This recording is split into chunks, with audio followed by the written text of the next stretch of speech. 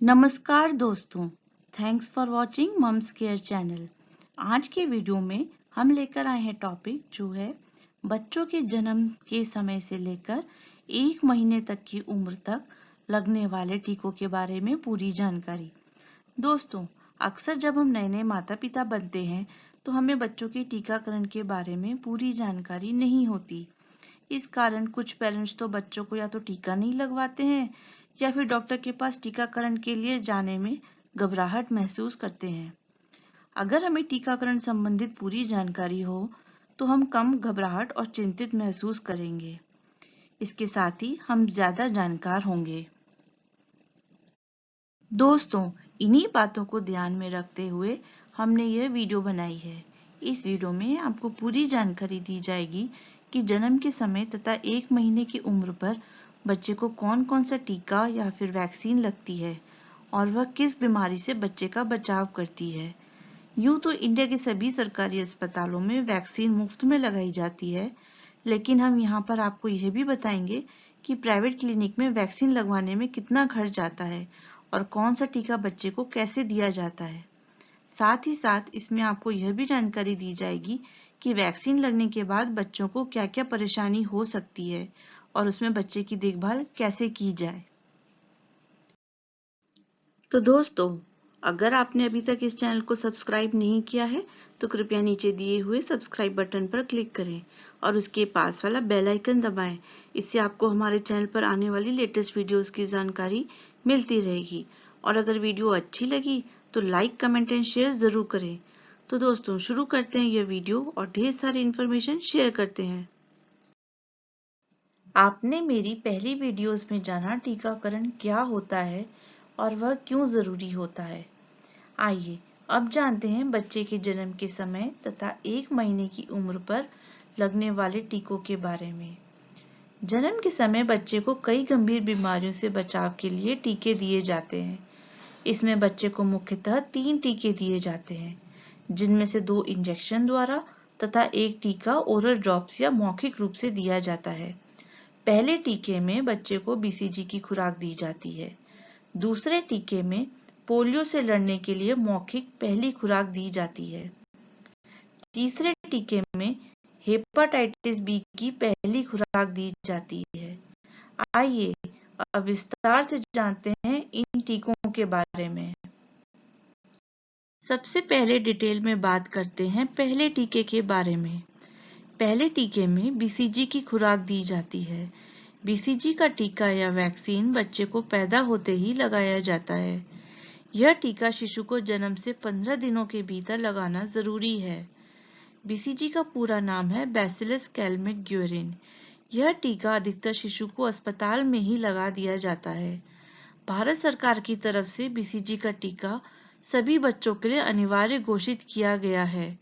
किसी कारणवश आपके बच्चे को बीसीजी का टीका शेड्यूल के हिसाब से नहीं लगा हो तो भी आप अपने शिशु को 5 वर्ष की आयु तक कभी भी बीसीजी का टीका लगवा सकते हैं। बीसीजी का टीका एक बार ही दिया जाना काफी होता है। बीसीजी का टीका बच्चे को ट्यूबरक्लोसिस की बीमारी से बचाव के लिए दिया जाता है। ट्यूबरक्लोसिस, जिसे टीबी, तपेदिक या क्षय रोग के नाम से भी जानते हैं, एक खतरनाक संक्रामक बीमारी है। टीबी की बीमारी से बहुत ही तकलीफ होती है।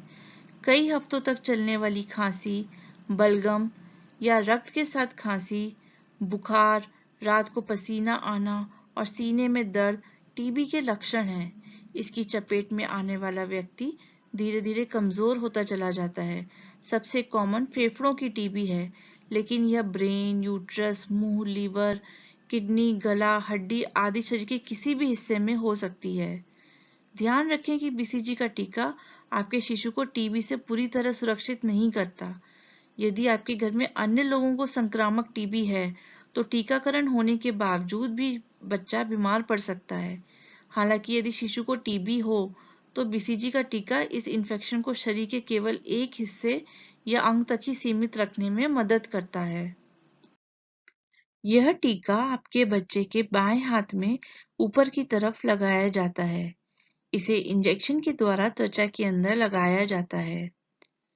दोस्तों, कोरोना वायरस के टीके को लेकर सभी देश रिसर्च कर रहे हैं। ऐसे में बीसीजी टीके पर एक रिसर्च सामने आई है, जिसमें कहा गया है कि जिस जिस देश में बीसीजी का टीका लगाया गया है, वहां पर कोरोना वायरस के केस भारी मात्रा में कम हो गए हैं। लेकिन ये कहना अभी सही नहीं होगा कि कोरोना मामलों में बीसीजी के टीके के कारण कमी आई है। कोरोना संक्रमण को रोकने के लिए बीसीजी टीके पर कई रिसर्च चल रही है, तो हो सकता है बीसीजी का टीका चल रहे कोरोना संक्रमण को रोकने में एक महत्वपूर्ण भूमिका निभाए, लेकिन अभी यह स्पष्ट नहीं है। बीसीजी टीका लगने के एक सप्ताह बाद टीका लगने के स्थान पर एक छोटी सी फुंसी बनती है, जो 1 से 6 हफ्ते बाद लाल रंग का पपोला बन सकता है। इसमें कभी कभी पस या मवाद भी भर जाता है। ऐसा होने पर आप इस पर कोई क्रीम, दवाई या एंटीबायोटिक क्रीम ना लगाएं। डॉक्टर इसको सूखा रखने की सलाह देते हैं। ज्यादा मवाद आने पर आप इसको किसी सूती कपड़े से हल्के से पोंछ सकते हैं। इसको खुला रखना चाहिए और ज्यादा दबाव या छूना नहीं चाहिए। बच्चे की इंजेक्शन वाली जगह के फफोले को खुद ना फोड़ें। ऐसा करने से बच्चे को दर्द हो सकता है और उसको ठीक होने में अधिक समय लग सकता है। यह फुंसी थोड़े दिन में अपने आप ठीक हो जाती है और कुछ दिन बाद फिर दोबारा पक सकती है। ऐसा करके यह 2-3 महीने तक बार बार पक सकती है और ठीक हो सकती है। इसमें चिंता की कोई बात नहीं होती है। इसको ठीक होने में 2-3 महीने का समय लग सकता है। ठीक होने के बाद टीका लगने के स्थान पर एक निशान बनता है, जो उम्र भर रहता है। अगर इंजेक्शन की जगह पर सूजन दिखे या फिर बच्चे को ज्यादा बुखार रहे, तो कृपया अपने डॉक्टर को दिखाएं। कुछ लोगों का सोचना है कि बीसीजी का टीका अगर पक जाए तो अच्छा होता है, और अगर नहीं पके तो बीसीजी के टीके ने बच्चे को असर नहीं किया है। लेकिन ऐसा कुछ नहीं है। अगर बीसीजी का टीका पके या ना पके, इससे कोई फर्क नहीं पड़ता है। अब जानते हैं दूसरे टीके के बारे में। दूसरे टीके में ओपीवी, जिसका पूरा नाम ओरल पोलियो वैक्सीन है, की पहली खुराक दी जाती है। यह टीका बच्चे को कई बार दिया जाता है। यह टीका बच्चे को पोलियो बीमारी से लड़ने के लिए दिया जाता है। पोलियो एक संक्रामक रोग है जो बच्चे को अपंग या उसके किसी भी अंग को जिंदगी भर के लिए कमजोर कर देता है। पोलियो वैक्सीन द्वारा बच्चे में पोलियो के वायरस से लड़ने के लिए एंटीबॉडीज पैदा हो जाते हैं और शिशु पोलियो के वायरस से सुरक्षित हो जाता है। यह टीका मुंह में दवा की बूंदों द्वारा आपके बच्चे को दिया जाता है। ओरल पोलियो ड्रॉप की कीमत 30 रुपए से लेकर 115 रुपए तक होती है।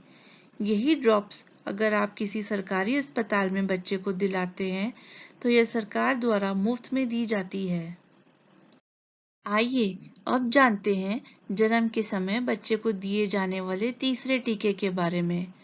तीसरे टीके में हेपेटाइटिस बी से लड़ने के लिए पहली खुराक दी जाती है। हेपेटाइटिस बी टीके की कुल मिलाकर 3 खुराक दी जाती है। पहली खुराक जन्म के समय में, दूसरी खुराक 1 महीने में और तीसरी खुराक दूसरे महीने में दी जाती है। हेपेटाइटिस बी के बारे में कहा जाता है कि इसमें उपचार से बेहतर बचाव है। इस रोग से बचने के लिए 6 महीने के अंदर 3 टीके लगवाए जाने जरूरी होते हैं। हेपेटाइटिस बी का टीका बच्चों को जॉन्डिस और हेपेटाइटिस बी की बीमारी से रक्षा करने के लिए दिया जाता है। हेपेटाइटिस बी एक लीवर में सूजन और जलन पैदा करने वाली खतरनाक संक्रामक बीमारी है।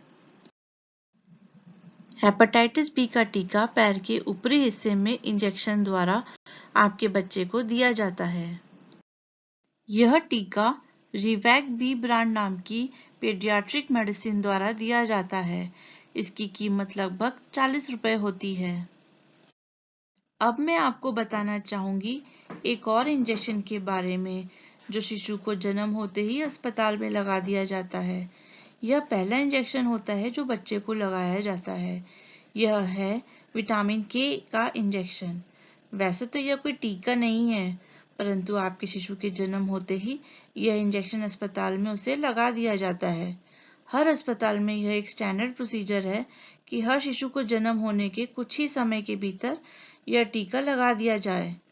विटामिन के की काफी अहमियत है शिशु को स्वस्थ रखने में। विटामिन के शिशु के शरीर में खून के थक्के को बनने से रोकता है।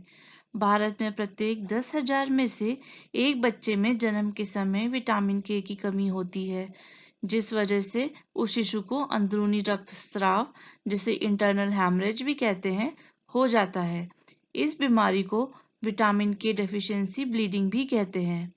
इस बात को सुनिश्चित करने के लिए कि शिशु इस बीमारी के प्रति सुरक्षित रहे, अस्पतालों में शिशु के जन्म के बाद ही उसे विटामिन के का इंजेक्शन लगा दिया जाता है। आइए अब जानते हैं बच्चे के 1 महीने या फिर 4 हफ्ते की उम्र पर लगने वाले टीकों के बारे में। जैसा मैंने आपको पहले बताया था कि हेपेटाइटिस बी टीके की कुल मिलाकर 3 खुराक दी जाती है। पहली खुराक जन्म के समय, दूसरी खुराक 1 महीने की उम्र में और तीसरी खुराक दूसरे महीने में। तो इस महीने में हेपेटाइटिस बी से लड़ने के लिए दूसरी खुराक दी जाती है। इस महीने बच्चे को इसके अलावा कोई और टीका नहीं दिया जाता है। यह टीका जन्म के समय दिए गए हेपेटाइटिस बी के इंजेक्शन का ही दूसरा शॉट होता है। यह टीका पैर के ऊपरी हिस्से में इंजेक्शन द्वारा आपके बच्चे को दिया जाता है।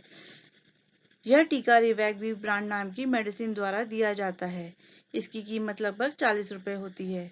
दोस्तों, मैं आपको यहाँ याद दिलाना चाहूंगी कि आप जब टीका लगवाने जाएं, तब टीकाकरण कार्ड या इम्यूनाइजेशन रिकॉर्ड भी जरूर लेकर जाएं।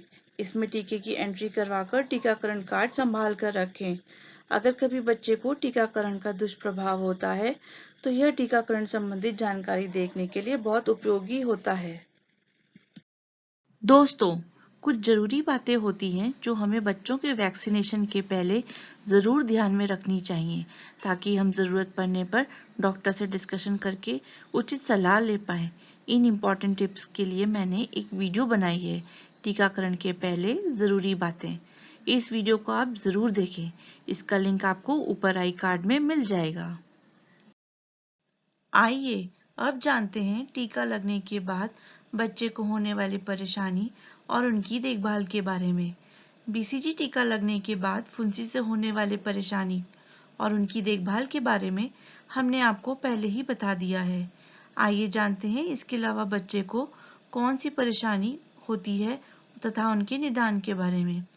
टीकाकरण के बाद पैर में इंजेक्शन लगने वाले स्थान पर बच्चे को अक्सर लालिमा या फिर सूजन आ जाती है। अगर बच्चे को ज्यादा परेशानी है तो आप उसकी बर्फ से सिकाई कर सकती हैं। इसके लिए आपको एक कपड़े में थोड़ी सी बर्फ के टुकड़े बांध के उसकी धीमे धीमे उस जगह पर सिकाई करनी चाहिए। ध्यान रखिएगा, वहां पर ज्यादा कस के नहीं दबाइएगा, क्योंकि बच्चे को दर्द होगा। तथा बच्चे को ढीले ढाले कपड़े पहनाएं। कपड़े बहुत टाइट नहीं होने चाहिए। इसके अलावा 1 या 2 दिन तक बच्चे को बुखार आ सकता है या फिर बहुत दर्द रहता है। इसके लिए बच्चे को डॉक्टर से पूछकर आप बेबी क्रोसिन ड्रॉप्स दे सकते हैं। बेबी क्रोसिन ड्रॉप्स की मात्रा कितनी देनी है यह डॉक्टर से पूछकर ही बच्चे को दीजिएगा, क्योंकि दवाई की कितनी मात्रा देनी है यह बच्चे के वजन पर निर्भर करता है, जिसकी डॉक्टर आपको उचित सलाह दे पाएंगे। अगर बच्चा बहुत ज्यादा परेशान रहता है या बहुत ज्यादा रोता है, तो सबसे अच्छा है कि उसे अपने माता पिता का अच्छे से प्यार मिले। उसको आप किसी गेम में लगाइए, उसका ध्यान बटाने की कोशिश करिए, उसको माँ का दूध पिलाइए। इससे बच्चे को बहुत राहत मिलेगी। अगर बच्चा बहुत ही ज्यादा तबीयत खराब रहती है या उसको बुखार बहुत ज्यादा रहता है, तो अपने डॉक्टर से संपर्क करें। वह आपको सही सलाह देंगे। दोस्तों, thanks for watching my channel. अगर आपको वीडियो अच्छी लगी तो प्लीज नीचे दिए हुए सब्सक्राइब बटन पर क्लिक करें और उसके पास वाला बेल आइकन दबाएं। इससे आपको हमारे चैनल पर आने वाली लेटेस्ट वीडियोस की जानकारी मिलती रहेगी। साथ ही वीडियो को लाइक और अन्य पेरेंट्स और दोस्तों के साथ शेयर जरूर करें। आप अपने सुझाव भी हमें कमेंट में शेयर कर सकते हैं। Thank you friends.